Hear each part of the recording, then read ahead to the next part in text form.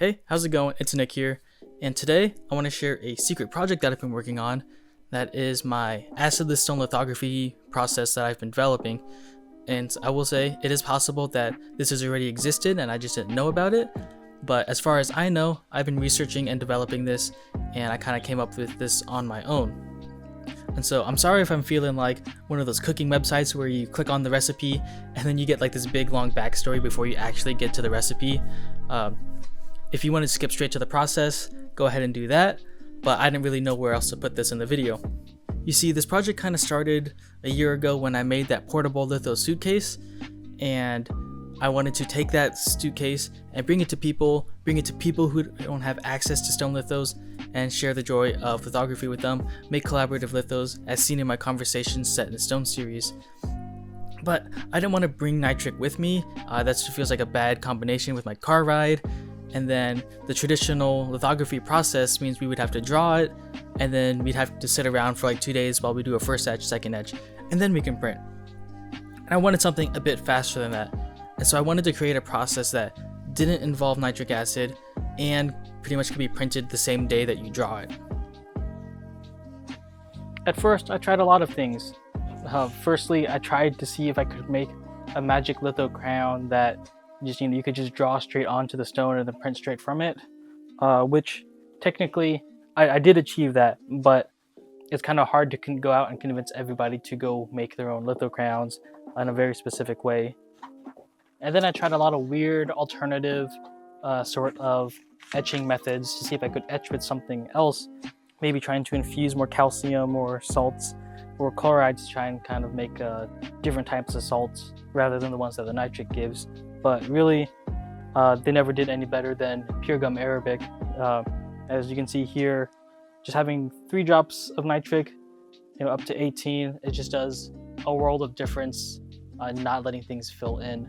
These were a lot closer to the original value scales. I tried things from like, instead of rosin and talc, what if you tried everything from like flour to cornstarch, baby powder, mag carb, stuff like that. I've tried a lot of different things to see, what would etch, what would stay, and almost everything would either disappear or start to scum after a while. I even tried doing weird things like etching with soda like you would for kitchen litho, but really it just kind of does the same thing that pure gum arabic does. I even tried weird things like how long does your stone need to wait before you start printing it, and that did make a difference.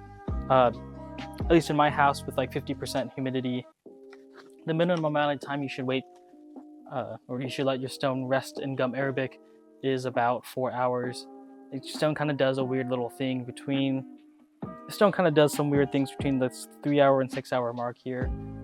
You can see it really just kind of bites into the stone a lot faster. Your gum hasn't really soaked into your stone. It even has a weird discoloration to it. And I found that when I was graining the stone, everything that I drew before the stone had a proper amount of time to rest was harder to grain out, in addition to the more scumming. So at least that was a weird experimental test. But eventually I got around to etching the stone first. I found that you get like 0 scumming if you etch your stone first, but none of your drawing materials or your printing bases want to stick. Well, my weird super tough crown did stick, and you could print straight from it for a while at least. But traditional asphaltum would not stick. Rubbing it in ink and letting that dry instead of asphaltum, that did not stick at all. Lacquer stuck for a while, but really you weren't getting any tones. It wasn't sticking very well. And then eventually the shellac worked really well. Unknowing to me, our shellac was already diluted in our studio, and it wasn't labeled. So I thought I was putting pure shellac, but it was actually a 60-40 shellac mix. And that just happened to be like the magic ratio that this process needed. So here you can see the first print that it pulled after pulling 30 prints. Really only the thing that survived is the shellac mixture, and you can see that it's pretty much preserved its tonality almost perfectly. So I guess we should talk about what this process can and can't do. The good things about this process is that it doesn't need nitric acid or phosphoric or anything like that. All of the things that this process needs, you could probably get from Walmart or Home Depot, or some place like that, places that are pretty much local to most of the US. Secondly, this process is very quick. Pretty much after you finish your drawing, you could be printing within like 10 minutes after you're done drawing. So you don't have to wait around for a first etch, second etch, stuff like that. Thirdly, you can use a wide range of materials. Some of you might have been thinking that, well, a lot of lithographers already don't use nitric acid. When you do really delicate number 5 light drawings, usually you don't use nitric to preserve and not burn out those parts of your drawings. Well, with this process, you could draw with a number 5, number 3, number 1, crayons, all of the wide range of drawing materials in the same spot, and it just kind of comes out how you drew it. You don't have to worry about trying to guess how many drops of nitric you need for each individual spot. It's a very beginner-friendly way of doing lithography, and you can have many prints. I've experimented up to 60 prints, and your image stays pretty consistent. What this process cannot do is a few things like you can't use touche. It's just way too greasy for that. If you draw super light, like if you use a number 5 pencil and you barely touch the stone, you'll probably lose your super lightest tones. And so try to draw with, press relatively hard with a number 5, or just try to start with a number 3 and draw lightly with that. Not an issue with me for how I draw, but some of you all out there I know draw super light with the number 5, and you might lose your lightest tones. And lastly, if something goes wrong, say for example you forget to wet your stone, roll it up completely black, there's no wet washing to save it. Wet washing does not work with this process. And if you lose a part of your drawing, for whatever reason, you scrub it out too hard or something, then it's gone forever. More on that later in the printing section of this video. So with that out of the way, let's talk about what you need specifically to process your lithostones in this way. So the main things that you'll need outside of traditional lithography materials is some shellac, some rubbing alcohol, the purer the better. Try not to use 70%, 91% works great, and some pigment. So I just have some lamp black on hand, but you could also use stuff like iron oxide or other pigments. You also need some pure gum arabic and rosin and talc if you've got it. If you don't have rosin and talc, you can replace both with some baking flour. You also need a solvent that can dissolve your drawing material. So here I use odorless mineral spirits, but if you've got lithotine, that also works too. Some cheesecloths for buffing your gum arabic nice and tight to the stone. A nice cellulose sponge for keeping your stone damp. Trust me, a nice big cellulose sponge is worth the money. Don't use a small dish sponge. And after all that, you just need a way to grain your stone and your normal printing supplies. So things like ink, mag carb, and your brayers, whatnots. Oh, and you also probably want some gloves and some rags. So of course, every stone lithograph starts with graining the stone. And so here, I'm just using my home graining tub, which is just a plastic moving bin, and I just installed 2 wood slats that go across it. Make sure the wood slats are a little bit below the top of the tub, otherwise water will just kind of run down the slats and then onto your table. If you're doing this acidless stone litho, you'll find that your stone grains very easily. Usually 2 passes of 80 grit will get rid of the image, since we're not really etching this image deep into the stone. And you only really want to grain your stone up to 220 grit. Anything beyond 220 grit, you'll find that your dots start to bleed together, you use a lot of your fine values, and you experience a lot of scumming on the stone. So I stop at 220 grit, or you could do 180, up to you. And then I just dump my gritty water back into the garden, because that's what people with rock tumblers do. Once your stone is dry, then we're going to give it a nice coating of gum arabic. Now, I know I advertise this as acidless stone lithography, but if you have used gum arabic with some nitric in it, like if you're at a school or a print studio that just has a lot of it lying around, this is a great time to use that instead.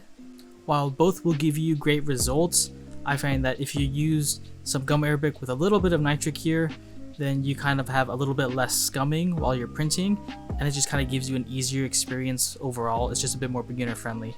And here the goal is just to let the gum arabic soak into the stone.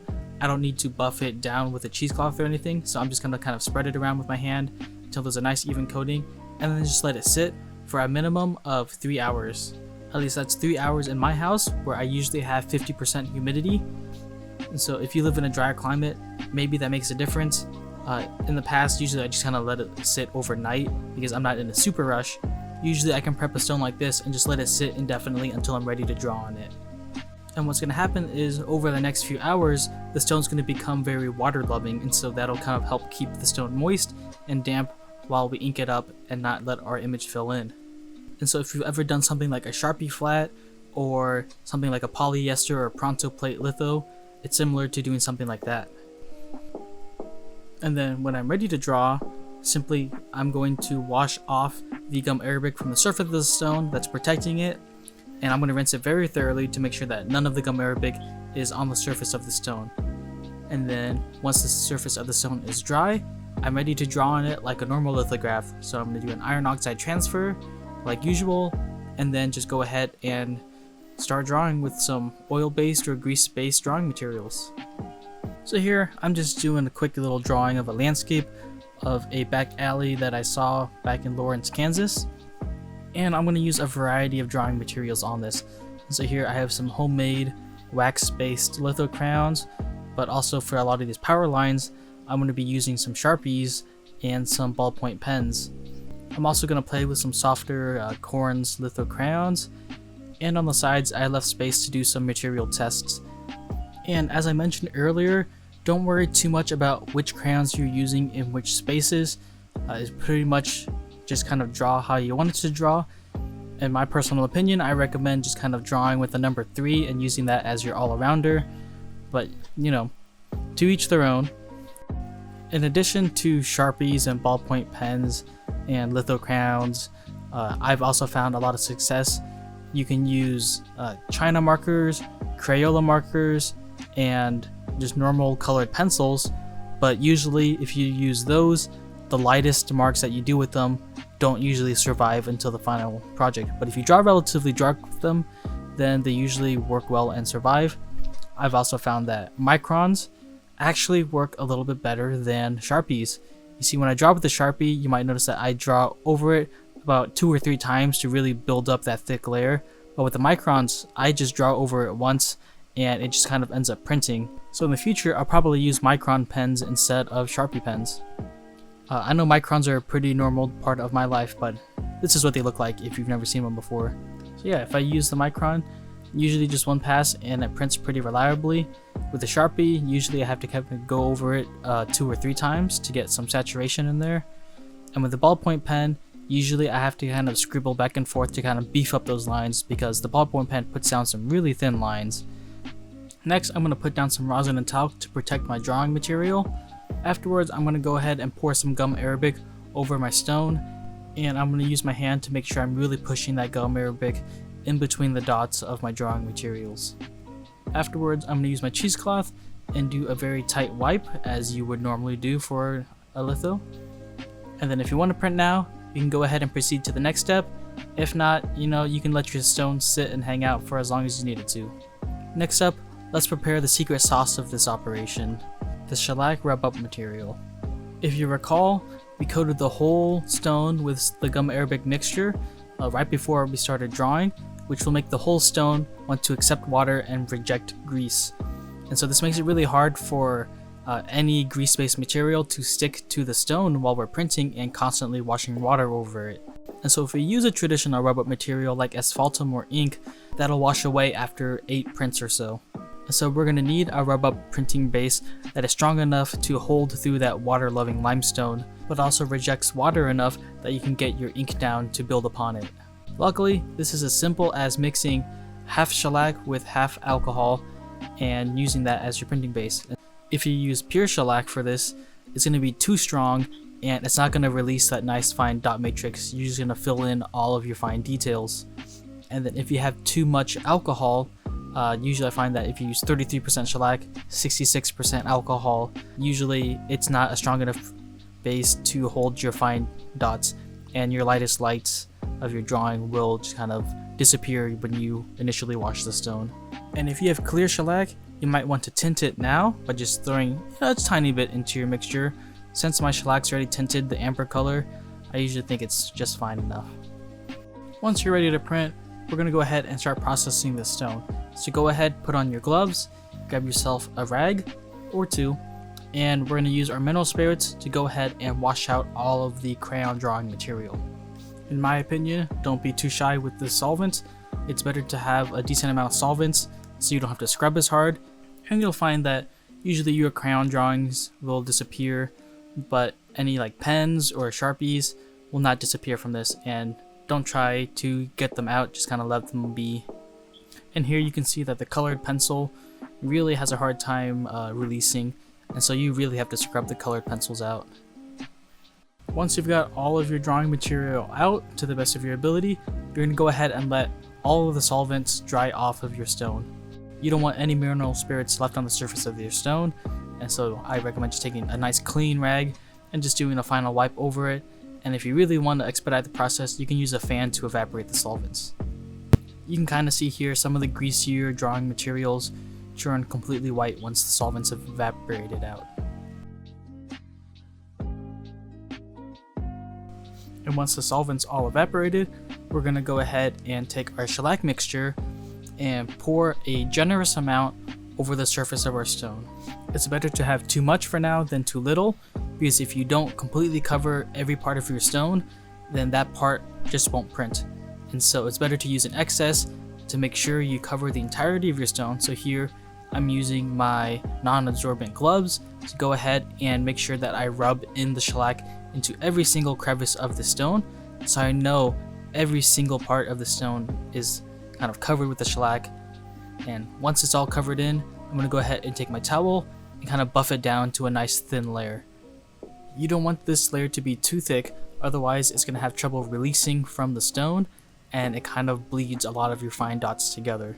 But once your towel kind of glides across the surface of the stone and is not feeling sticky, then usually you've gotten off as much as you can. Now here is very important that you let that shellac cure, and so you're going to go ahead and let it sit for about 10 minutes, or if you really want to expedite the process, you can go ahead and hit it with a fan for about a minute, but you want to make sure that all the solvent has dried out of the shellac and you've got a nice strong shellac layer on there. This part's a little tricky because you can't actually see any visible change, but you just have to trust that it happens. But this is the perfect time for you to mix your ink, and by the time you're done mixing your ink and your rollers are coated, then it should be ready to print. I'm using some Cranfield litho ink and some magnesium carbonate to stiffen it up. I like that the Cranfield litho ink isn't super tacky, but it's not quite stiff enough, and so that's why I'm adding a little bit of magnesium carbonate to it. My favorite is the Daniel Smith black ink, but good luck getting that. And my second favorite was the Graphic Chemical 1796 black, but also good luck getting that. And so I've settled on this Cranfield ink for now. And you want to avoid using really tacky inks, so don't use shop mix, don't use crayon black. That stuff is too stiff and too tacky for this process. You'll find that the shellac base will want to stick more to the ink on your roller than it will on the stone, and you'll rip your drawing off of the stone, and that's not good. Since we didn't bake the image into the stone with traditional etches, it's gone forever if you do that. Here I'm using a soft rubber brayer. That's fine. I found that leather rollers have a little bit too much grab to them, and they also have a tendency to pull your drawing off of the stone. So don't use leather rollers. One trick that I use to see if my brayer has enough ink is I scrape a line out of the center of my slab, and I see how many passes it takes across it to kind of get that back up to full black. And so here it takes about 9 passes over the whole slab to kind of get it back to a nice rich black. And usually I try to aim for about, my brayer needs 10 passes to get it to a nice rich black. And that's how much ink I usually keep on my brayer. I know compared to other lithographers, I use more ink, and I kind of roll up my image a lot faster than other lithographers prefer, and so you might use less than 10 passes. Once it's printing time, we're going to go ahead and put some water over the stone to try and break off that gum arabic layer. When I'm scrubbing off the gum arabic, I prefer to use a disposable rag, just because I don't want all that shellac gunk to kind of clog up my nice clean sponge. And this is where having the tinted shellac kind of comes in handy, because now I can see where the shellac still needs to break off of. So here at the bottom there's still some shellac in the border that needs to break off, and I'm just going to kind of scrub in the borders. Over the image area, I'm not going to scrub too hard because I don't want to remove any shellac dot matrix that really should be there. And I wouldn't worry too hard about getting all of the shellac off of your stone, because when you roll over it with the brayer, it's going to pick up any of that excess shellac that's not supposed to be there. And if you didn't use gum arabic with any nitric in it when we were kind of coating the whole stone with gum arabic, then you might notice a little bit of scumming, just kind of ambient scumming around the image. Don't worry, this always comes off with the sponge or gets picked back up with the roller. As long as you wipe across your image with the sponge before you print, all of it will go away. And of course, best sponging practices apply here. You don't want to have any visible streaks of water on your stone. You just want your stone to be damp, and that's it. Just a damp stone, but no water droplets on the surface. And so here I'm just gonna proof onto copy paper. I'm using my suitcase litho press. Man, is this thing quite the workout, I gotta say. But once you get your first print, as most lithos are, it'll probably be a little bit light, but you can see most of the things there except for charcoal pencil, which I thought had a little bit of oil binder in it, but I guess it didn't. But everything's starting to show up there. As always, try not to leave your stone unattended or dry for too long. Keep on printing, and once you get your ink settings dialed in, you're going to get nice, beautiful lithographs. And you'll see that you can work with a wide range of drawing materials, although Storns and Corns litho crayons, traditional media for this works the best, but don't be afraid to experiment. And as I mentioned earlier, this process is very reliable. I've reached up to about like 60 prints from a stone processed this way. I stopped after 60 just because I got bored with that print, but I really was trying to see how far it could go, and it went pretty consistent all the way through. And I've actually been working with this process for quite a while, and so I'm just going to go ahead and put some of the other images I've made with this process up on the screen while I keep on talking. So, do I think this process is going to replace traditional stone lithography? No, probably not. I think if you have the patience and you're not in a rush to print, I think traditional stone lithography is a lot more stable and reliable in terms of what you can get out of it. But there's a lot of fun things you can do with the fast turnaround of this assetless process. For example, if you want to do like the collaborative lithos that I've been doing for my conversation set and stone series, you can have a lot of fun with that. Or it might be fun to bring a stone like this to a demo and have all of the participants go ahead and draw a little bit of a thing onto the stone and then print it during the demo. And the fast turnaround times means that you could do a multi-layer litho, hand-drawn, not Sharpie flats, in a really quick turnaround time. Speaking of Sharpie flats do not work really that well with this process. It's hard to get rid of your old image, you just can't get all of the shellac off perfectly, and you'll always get a ghost in subsequent layers. But you can always grain your stone and print another layer really quickly, or if you do have access to nitric acid, you can use that to burn away the old image and then move on to Sharpie flats. For example, in this image, I did this all on one stone without graining in between. I just used nitric to burn the old image away in between layers, but I can just, add on the Sharpie flat layer, process it like this with the shellac, and then I can even add another drawn layer after the fact, like I did with the subtle orange on this Garfield. So hopefully you all have some fun with this process. Maybe it'll open some doors for those of you who've been itching to get back into stone lithography, but haven't had the nitric and the asphaltum to kind of get back into it. Hopefully this can provide a safer alternative for you to do at home. But that's not the end of the process here, because we still need to clean up. So once you're done printing, you're going to go ahead and wet your stone and do a wet washout. So once the stone is wet, I'm going to pour some solvent onto it to remove all of the ink off of the surface of the stone. And this is going to make it a lot easier to grain. If you let that ink dry on your stone, you're going to be spending a good extra like 30 minutes graining off that stone. And here I'm using rags to kind of wipe up and distribute the solvent, so I can throw that away in the proper waste disposal. You don't want to send that gross, dirty, solventy water down the sink or anything like that. you'll find that the Sharpies and the pens don't really wash out with the wet washout, but you'll have to grain them away. Now, if we didn't seal the stone with gum arabic before we started drawing, oh man, that Sharpie is going to stain into your stone for several passes. Even if it's not active, it'll just stain the stone. But luckily, here in about 4 passes of graining, that Sharpie will be out. And if you just do a traditional crayon drawing, you'll find that your image kind of grains out in about 2 passes. And that's because we don't actually etch our image into the stone. This is all very surface level on the stone. And so really we're just kind of graining away the top layer shellac that was left on the surface. And once that's gone, you're set, your stone's clean and ready to go for another time. Which also helps contribute to the quick turnaround time and save on carborundum grit, because when you're doing this at home, you know, that can add up to be quite an expense. Well, anyway, if you've got any questions, go ahead and ask them in the comments.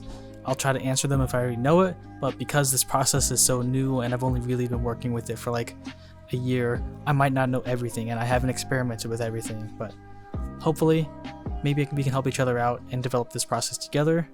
And so if you like my research and you want to help me out and you don't see anything in my store that interests you, I recently started a Buy Me a Coffee page. And so if you want to donate to the channel, help keep it running while I make all of this information free for everybody, I'd much appreciate it. Until next time, keep on printing.